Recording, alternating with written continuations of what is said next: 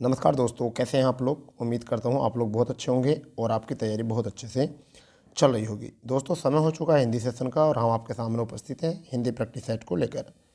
और ये आज हमारा 17वां हिंदी प्रैक्टिस सेट है जो हम उत्तर प्रदेश पुलिस के लिए आपको करा रहे हैं।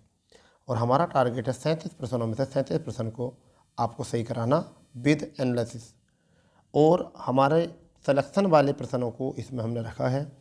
अगर आप इस सभी प्रैक्टिस सेटों को आप एक बार देख लेते हैं तो फिर आपको हिंदी थ्योरिकल पढ़ने की कोई आवश्यकता नहीं है, क्योंकि हम प्रत्येक टॉपिक को प्रत्येक क्वेश्चन के साथ कनेक्ट कर देते हैं। ठीक है दोस्तों, तो शुरू करते हैं आज का पहला क्वेश्चन।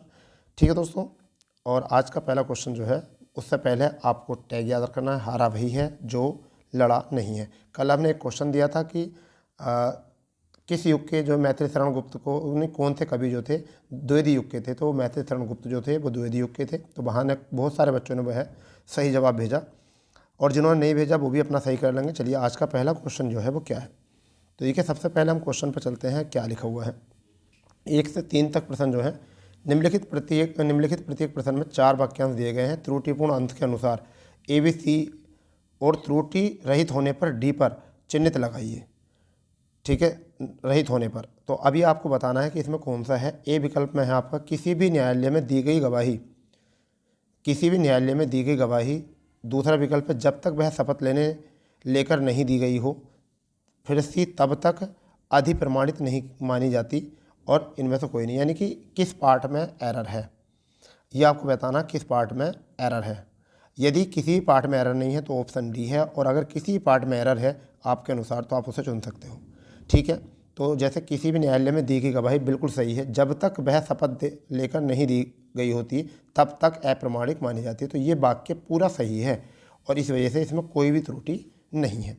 हम हर प्रैक्टिस सेट में आपको अलग अलग तरीके के क्वेश्चन देख रहे हैं, अलग अलग तरीके का पैटर्न रख रहे हैं, जैसे कि आपको पूरे सभी पैटर्न का तैयारी करने का मौका मिले और आप किस प्रकार के भी पेपर बने आप वहाँ पर अपना स्कोर अच्छा कर सकते हैं।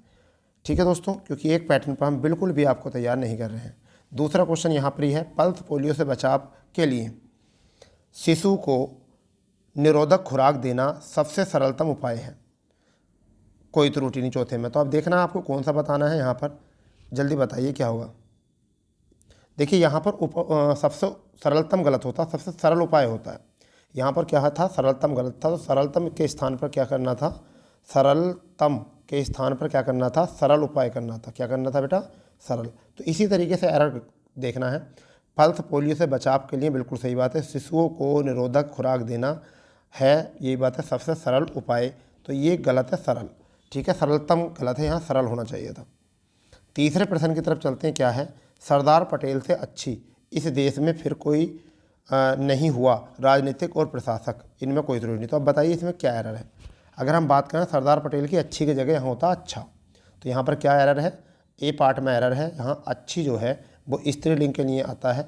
ठीक है, स्त्रीवाचक के लिए आता है, जबकि पुल्लिंग के लिए क्या आता है, अच्छा आता है। ये विशेषण जो है किसका प्रयोग किया आता है, अच्छा का प्रयोग किया आता है।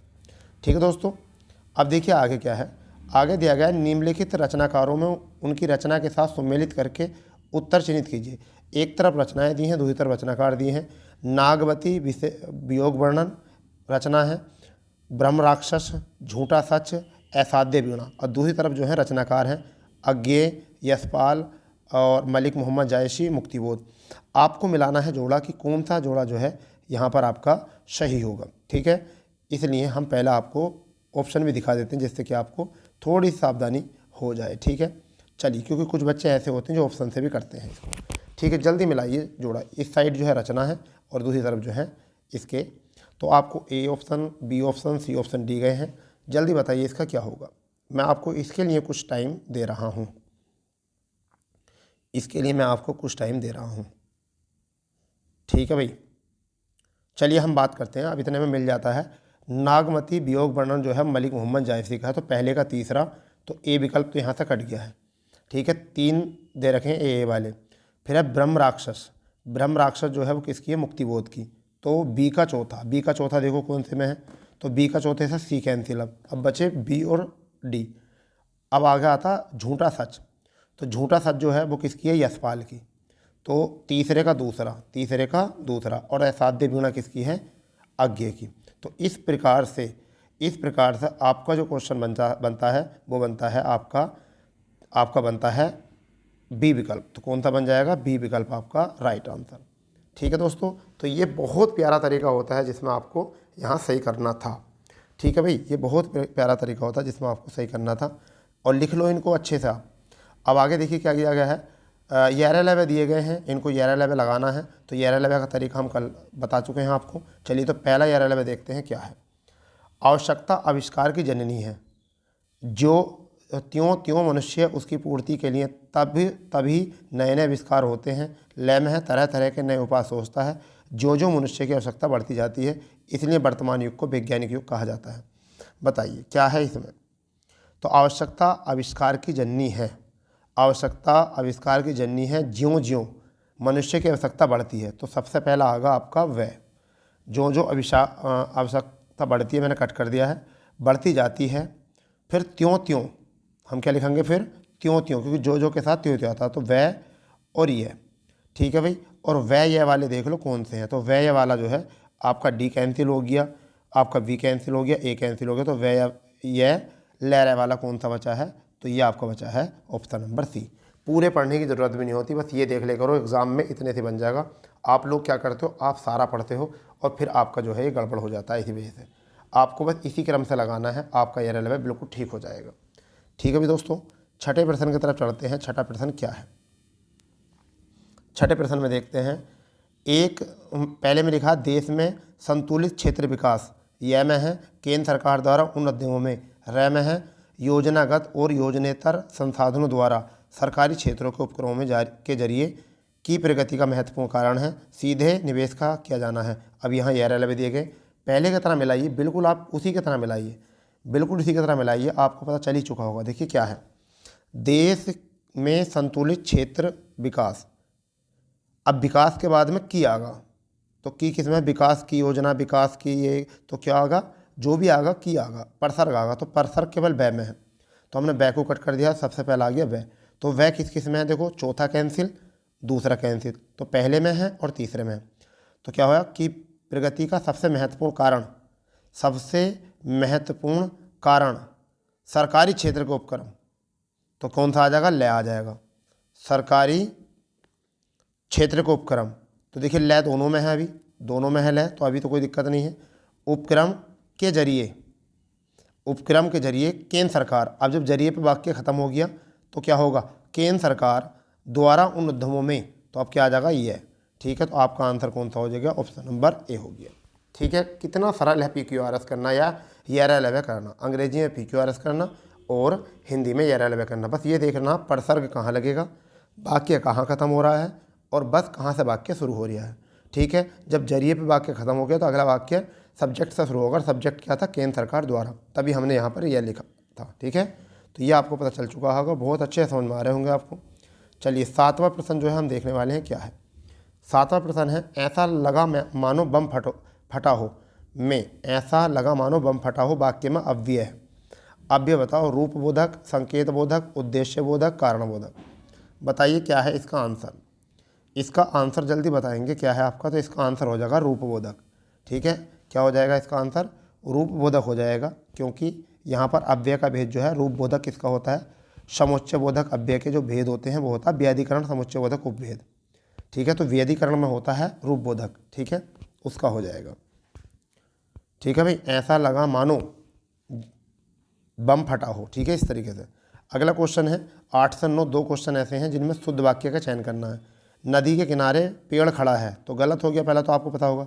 छात्र अनुशासन प्रिय होना चाहिए, तो ये भी आपको तुम्हें पता ही है, ये तो बिल्कुल गलत ही हो गया यहाँ से। फिर युद्ध मनुष्य को अमानवीय बनाता है। ठीक है, इसे देख लेंगे। चौथा देखेंगे, साधनों का विकास करने होंगे, ये भी गलत है। तो आपका सब गलत हो गए, पहला, दूसरा, चौथा। तो आपका आंसर सही कौन सा हुआ? तीसरा। ठीक है बेटा, 9वें क्वेश्चन की तरफ चल रहे हैं। 9वां क्वेश्चन क्या है हमारा? माँ को अपने पुत्र में ममता होती है, माँ को अपने पुत्र में ममता होती है, 9वें में ये बोला गया है। तो माँ को अपने पुत्र में या माँ को अपने पुत्र के लिए ममता, तो ठीक है, तो गलत हो गया यहाँ से। माँ को अपने पुत्र पर ममता होती, पर नहीं, पर तो गलत होता, पर नहीं होती, से होती है। तो माँ को अपने पुत्र से ममता होती है, तो करेक्ट आंसर ऑप्शन सी, और ऑप्शन नंबर डी भी गलत है।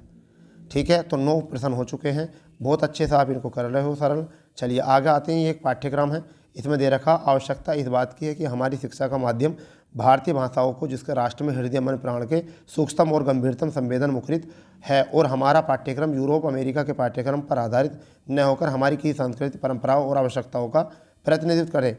भारतीय भाषाओं, भारतीय इतिहास, भारतीय दर्शन, भारतीय धर्म और भारतीय समाजशास्त्र को हम सर्वोपरि स्थान दें। उन्हें अपने शिक्षा क्रम में गौण स्थान देकर या शिक्षाजन को उनसे वंचित रखकर हमने राष्ट्रीय संस्कृति में एक महान रिक्त को जन्म दिया है, जो नई पीढ़ी को भीतर से खोखला कर रहा है। हमारे राष्ट्र परंपराओं से ही नहीं, सामयिक जीवन प्रवाह से भी दूर जा पड़े हैं।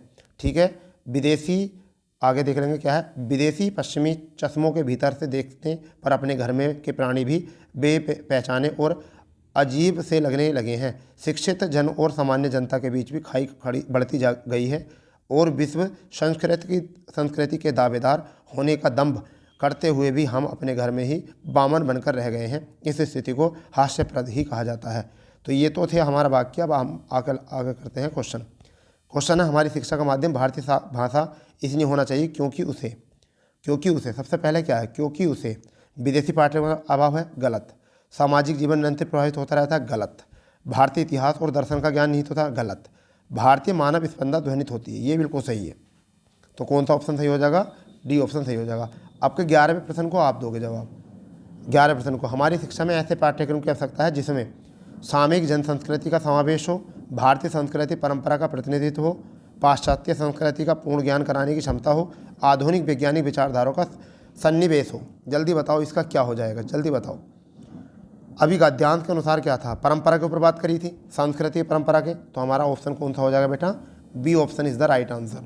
ठीक है, चलिए 12वां प्रश्न क्या हो जाएगा हमारा गद्यांश का, उपरोक्त गद्यांश का सर्वाधिक उपयुक्त शीर्षक क्या है। हमारी शिक्षा माध्यम और पाठ्यक्रम, हमारी संस्कृति परंपरा, शिक्षित जन और सामान्य जनता, और शिक्षा एवं का माध्य।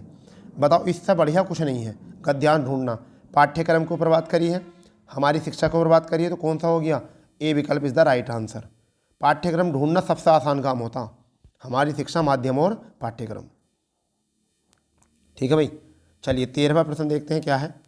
13वां प्रश्न देखते हैं, यहाँ में एक टैग लगाया है अपने नाम का कि भाई सद्दाम सर हिंदी। ठीक है, यहाँ पर शिक्षा जन और सामान्य जनता में निरंतर अंतर बढ़ने का कारण है कि हम, मतलब हमारे शिक्षित जन और सामान्य जनता में निरंतर अंतर बढ़ने का कारण क्या हो रहा है। भारतीय समाजशास्त्र में सर्वोपरि स्थान नहीं देते, भारतीय भाषाओं का अध्ययन नहीं करते, विदेशी चश्मे लगाकर उनके लोगों को देखते हैं, नई पीढ़ी के भीतर से खोखला कर रखे हैं। क्या है इसका आंसर भाई, जल्दी बताओ।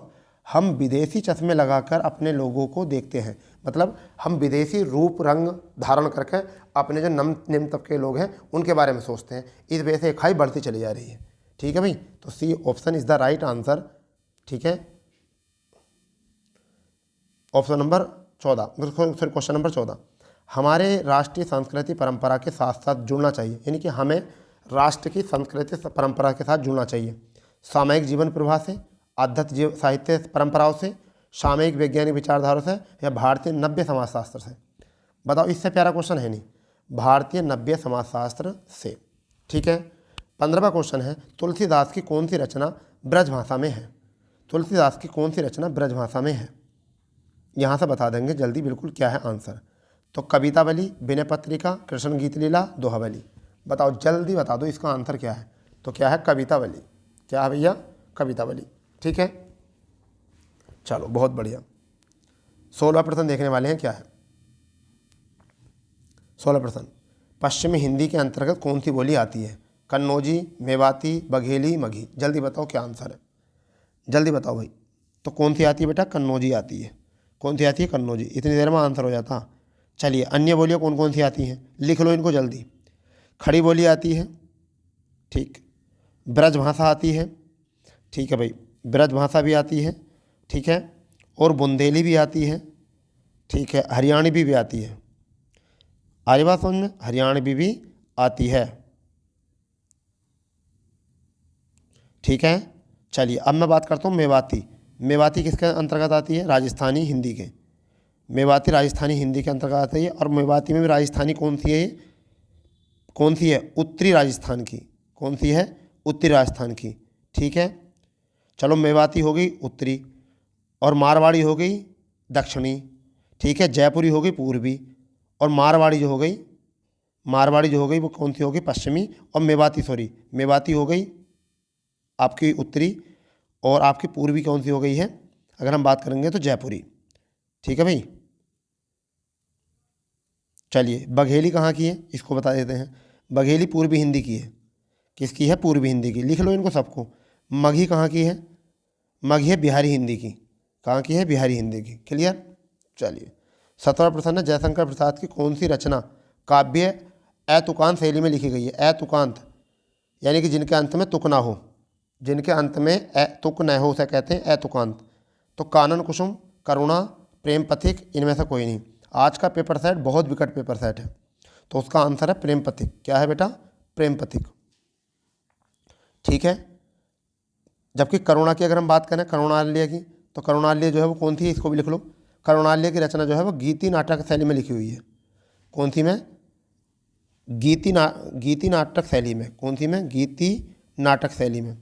कानन कुसुम की जो है शैली कौन सी है, वह खड़ी बोली, कौन सी है, खड़ी बोली। तो कल को इनमें से भी क्वेश्चन आ सकते हैं। चलिए नेक्स्ट बात करते हैं, 18वां प्रश्न क्या है, निम्नलिखित में कौन सी रचना महर्षि शरण गुप्त की कृत नहीं है। जयद्रथ वध, यशोधरा, नील देवी, साकेत। बताओ जल्दी बताओ, जल्दी बताओ, जल्दी बताओ कौन सी है, जल्दी बताओ। तो देखिए किस, कौन सी है, नील देवी। नील देवी किसकी है, जब इनकी नहीं है तो भारतेंदु हरिश्चंद्र की है। नील देवी किसकी है, भारतेंदु हरिश्चंद्र की, ठीक है भाई। आरी बात समझ। जयद्रथ वध, यशोधरा और साकेत, ये सब किसकी हैं, ये सब किसकी हैं, महर्षि शरण गुप्त की। जबकि नील देवी किसकी है, भारतेंदु हरिश्चंद्र की, क्लियर। चलिए 19वां क्वेश्चन, मनुष्य के रिक्त स्थान है डैश डैश डैश में पुस्तकें उनके मित्र, मार्गदर्शन, प्रेरक और साथी होती हैं। तो कैसे, कष्ट में, सुख में, एकांत में, तनाव में। क्या आएगा यहाँ पर भाई, मनुष्य के एकांत में पुस्तकें उसकी मित्र, मार्गदर्शक, प्रेरक और साथी होती हैं, ठीक है भाई, सबसे बढ़िया विकल्प सी। रिक्त स्थान में 20वां प्रश्न क्या है, धोखे भरे आधुनिक समाज में की प्रवृत्ति दिन प्रतिदिन बढ़ती जा रही है। यानी कि रिक्त स्थान में भरना है प्रत्यावर्तन, प्रवचन, प्रवचन, प्रवंचन और प्रवर्तन। जल्दी बताओ क्या है, इससे बढ़िया कुछ है ही नहीं। क्या होता है, प्रवंचन, यानी क्या आ जाएगा यहाँ, प्रवंचन, प्रवंचन यानी कि प्रवंचन। धोखे भरे आधुनिक समाज में प्रवंचन की प्रवृत्ति दिन प्रतिदिन बढ़ती जा रही है, यहाँ से हो जाएगा आपका सही आंसर। 21वां क्वेश्चन है, जाति सामाजिक स्तरीकरण की एक व्यवस्था है, कैसी, मानकीय, क्रमिक, आंतरिक, आदर्श। बताओ कैसी है, तो कैसी है, मानकीय है, तो करेक्ट आंसर हो जाएगा ए, ठीक है। 22वां प्रश्न देखने वाले हैं हम, बहुत प्यारा प्रश्न है 22वां, ठीक है। वाणी औचित्य का सही शब्द कौन सा है, वाणी औचित्य का सही शब्द कौन सा है। तो देखिए ई है और फिर क्या है, ओ है, ई है और बड़ा ओ है, तो इसकी संधि बताओ क्या बनेगी। ई और ओ से क्या बन जाता है, यो बन जाता है। क्या बन जाता है, यो। यो कौन सा वाला यो, कौन सा वाला यो, डबल मात्रा वाला यो। तो अब ये देखिए यण संधि है। अब यो किस में बना है, यो किस में बना है, ए विकल्प में बना है, तो क्या आ जाएगा, बाड़योचित, ठीक है भाई। 23वां प्रश्न देखने वाले हैं। 23वां प्रश्न क्या है, 23वां प्रश्न क्या है, अनवीक्षक का संधि विच्छेद क्या है। अनवीक्षक का संधि विच्छेद क्या है, तो यहाँ पर बना हुआ है वी, और बी किससे बनता है, वी किससे बनता है, ये तो आपको पता होगा, ऊ और ई से, छोटा ऊ और बड़ी ई से, तो क्या बन जाएगा इससे, वी। यण संधि का ये भी, तो छोटा ऊ और बड़ी ई कहाँ होगा, तो ए विकल्प में होगा, ये भी समझ गए नहीं, तो किस में होगा, ए विकल्प में, क्यों, अनुप्लस के ईक्षण, अनुप्लस के ईक्षण। मैं संधि शब्द भी ऐसे ला रहा हूँ जो तुम्हें पहली बार तुमने सुने होंगे। सीतर तुर का संधि विच्छेद बताना, सीतर तुर का संधि विच्छेद कौन सा है, सीतर तुर का संधि विच्छेद कौन सा है, आपको जल्दी बताना क्या है। तो इसमें क्या आया हुआ है, अर आया हुआ है, अर। जब भी रेक्टेंगल होता था वो क्या होता, अर। तो ये किससा बनता, अर। अगर ए या आ के बाद में अगर ऋषि महादेव आ जाते हैं तो अर हो जाता। तो ऋषि महाराज किस में है, सी विकल्प में है, तो ए में नहीं है, बी में नहीं है, डी में नहीं है, तो 24 का आंसर क्या बन जाएगा, जल्दी बताओ, सी बन जाएगा, शीत प्लस के ऋतु। 25वां प्रश्न हो जाएगा आपका, 25वां प्रश्न हो जाएगा, हिंदी के अतिरिक्त कौन सी भाषा देवनागरी लिपि में लिखी जाती है। लो बताओ, ये तो मैंने इतना लिखा रखा है, इतना लिखा रखा बहुत ज़्यादा, ठीक है। तो कौन सी, नेपाली, कौन सी लिखी जाती है, नेपाली लिखी जाती है, ठीक है, देवनागरी में। पंजाबी किस में लिखी जाती है? गुरुमुखी में। ठीक है। बांग्ला किस में लिखी जाती है? बंगाली में। ठीक है, बोंगलो में। अरबी समझ में। जबकि सिंधी जो लिखी जाती है वो किस में लिखी जाती है? सिंधी और अरबी फारसी। इसमें पूछा देवनी, हाँ किस में? अरबी फारसी में लिखी जाती है। सिंधी किस में लिखी जाती है? देवनागरी में भी लिखी जाती है, अरबी फारसी में लिखी जाती है। तो ये दोनों में आती है। तो सिंधी के लिए तो लिखेंगे दोनों, अरबी फारसी और देवनागरी दोनों में। जबकि नेपाली केवल देवनागरी में। ठीक है। बांग्ला बोंगलो में, पंजाबी गुरुमुखी में। ठीक है। तो इसका आंसर जो होगा वो डी होगा। आगे पुस्तक हवा में हस्ताक्षर किस साहित्यकार की रचना है? ठीक है भाई, किस साहित्यकार की रचना है ये आपको बताना है। तो मैं आपको बताने वाला हूँ डॉक्टर कैलाश वाजपेयी, दूसरा है रघुवंशक, मृदुला गर्ग और निर्मल वर्मा। जल्दी बताओ क्या है, जल्दी बताओ इस सब। तो कौन है जी? कैलाश वाजपेयी। अब मैं आपको बता दूं थोड़ा सा इस पुस्तक के बारे में। 2009 की बात है, 2009 की, जब हम पढ़ ही रहे थे तब हमें पता है 2009 में कैलाश वाजपेयी को जो है हवा में हस्ताक्षर के लिए जो मिला था साहित्य अकादमी पुरस्कार मिला था। कम क्या मिला था? साहित्य अकादमी पुरस्कार। मैं दोबारा बता देता हूँ, हवा में हस्ताक्षर के लिए कैलाश वाजपेयी को 2009 में क्या मिला था? साहित्य अकादमी पुरस्कार। क्या मिला था? साहित्य अकादमी पुरस्कार, अकादमी पुरस्कार भैया।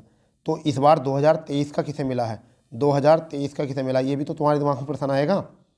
तो मुझे पहचानो, एक शब्द है मुझे पहचानो, संजीव का मतलब रचना है, उसे मिला है। हिंदी में किसे मिला है? मुझे पहचानो 2023 में संजीव का।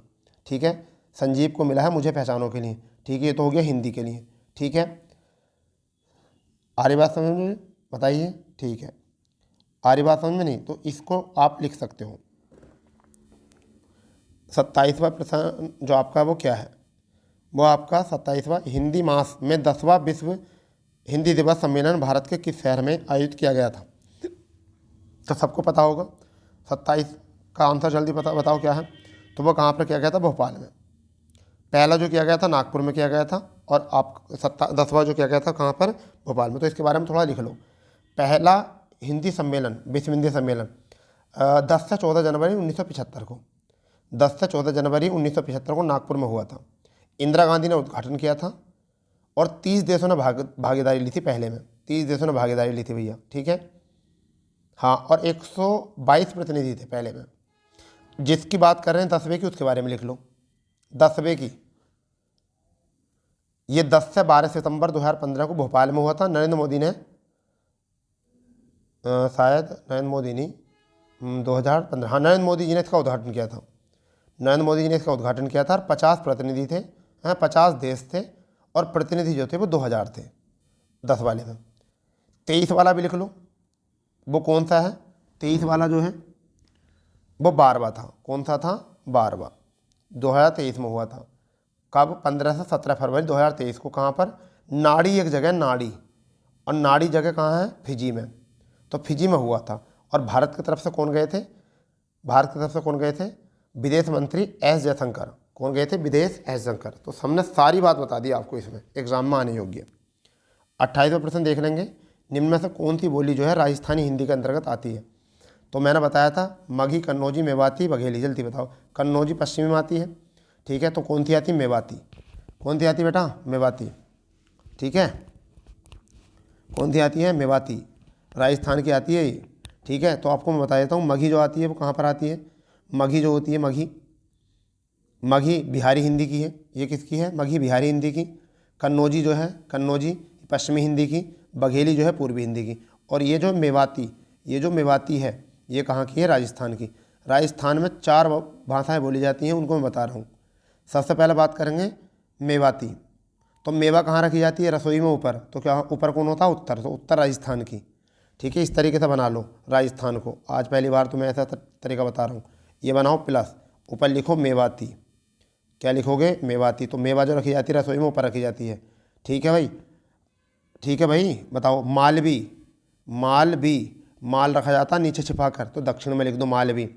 मार कहाँ से पड़ी थी? तो मारवाड़ी है पश्चिमी राजस्थान की।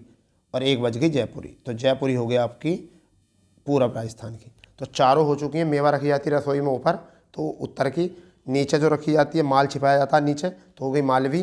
मारवाड़ी मार कहाँ से पड़ी थी? पश्चिम से। सारे विदेशियों ने पश्चिम से आक्रमण करा था, तो पश्चिमी, और जयपुरी हो गई आपकी पूरब की। इससे बेहतर तरीका कोई और हो ही नहीं सकता। अब है युधिष्ठिर में समास समस्त पद क्या है? कर्मधारय समास है, अधिकरण तत्पुरुष है, अलूक तत्पुरुष है, नैन तत्पुरुष है। जब ऐसे दिए हैं तो बताओ क्या है ये? युद्ध में स्थिर रहने वाला, युद्ध में स्थिर रहने वाला, तो कौन सा हो जाएगा? युद्ध में स्थिर रहने वाला आपका हो जाएगा अलूक तत्पुरुष। कौन सा हो जाएगा? अलूक तत्पुरुष। 8 अध्याय हैं जिसमें किस समास का उदाहरण है? 8 अध्याय हैं जिसमें दिगु, बहुब्री, द्वंद्व, कर्मधारय है। तो आपका आंसर क्या हो जाएगा? जल्दी बताइए। इसे कहते हैं अष्टाध्यायी। 8 अध्याय हैं जिसमें क्या किसे कहते हैं? अष्टाध्यायी। तो अष्टाध्यायी में कौन सा होता है? बहुब्री समास। बहुब्री समास, क्योंकि तीसरे की तरफ ध्यान जा रहा है। संख्यावाचक मत कर देना कभी, यहाँ पर संख्यावाचक कर दो कि 8 आ गया। ये किसी तीसरे की तरफ जब इशारा जाता तो बहुगिरी पे जाता है। किस रस का विभत्स होता है? विभत्स का विरोधी होता है, यानी विभत्स का विरोधी होता है, ये बताना है। तो विभत्स का मतलब होता है घृणा, घृणा, ठीक है। तो इसका विरोधी बता दो। तो इसका विपरीत क्या होगा? प्रेम। और प्रेम किस में होगा? श्रृंगार में। लो जी, सी विकल्प। 32वां क्वेश्चन बहुत प्यारा क्वेश्चन है। राजा भिक्षुक को दान देता है, कर्म कारक, अपादान कारक, संप्रदान कारक, करण कारक। जल्दी बताओ क्या है? 32वें में राजा भिक्षुक को दान देता है, तो इसमें क्या हो जाएगा? संप्रदान कारक हो जाएगा। ठीक है भाई, संप्रदान कारक होगा। जहाँ कोई वस्तु देने का भाव पैदा होता है वहाँ पर क्या होता है? संप्रदान कारक होता है। क्लियर? चलिए, विलोम बताने हैं 2 में। सदैव का विलोम क्या होगा? सदैव का विलोम क्या होगा? जल्दी बताओ। सदैव का विलोम होता है बिरध। सॉरी, बिरल, बिरध नहीं, बिरल। क्या होता है? बिरल। क्या होता है? बिरल। चलिए, बिरल मैं इनका बता देता हूँ। बिरध का होता है निरथ। निरथ तुम्हें याद ना होंगे, मैं बता देता हूँ। निरथ। बिरध का क्या हो जाएगा? बिरध का हो जाएगा अबिरध। अबिरध, अबिरध। अब आता है बिरज। बिरज का होता है रज, रज। तो बिरध का होता है निरथ, बिरध का होता है बिरध, बिरज का होता रज, और बिरल का होता सदैव। तो ये थे सारे। ठीक है भाई, चलिए नोट कर लो इनको अच्छे से। हाँ, 34वां प्रश्न देंगे। सहोदर का विलोम क्या है? परोदर, अधर, अन्योदर, कुधर। क्या होगा भाई? जल्दी बताओ। इसका होता परोदर। क्या होता? परोदर। चलिए, बहुत बढ़िया। अधर का क्या होता? धर। अधर का धर। अन्योदर का कौन सा होता है? ओदर्य, ओदर्य। ठीक है। कुधर का क्या होता है? कुधर का सुधर, सुधर। ठीक है, सुधर। हो गया भाई। चलिए, 35वां प्रश्न का पर्यायवाची देखेंगे हम क्या है। 35 और 37 तक।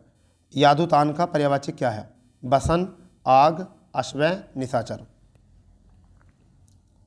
तो क्या होता है इसका? निशाचर होता है। ठीक है। आदुतान का मतलब होता है निशाचर। इसके और पर्यायवाची क्या होते हैं? राक्षस, राक्षस होते हैं।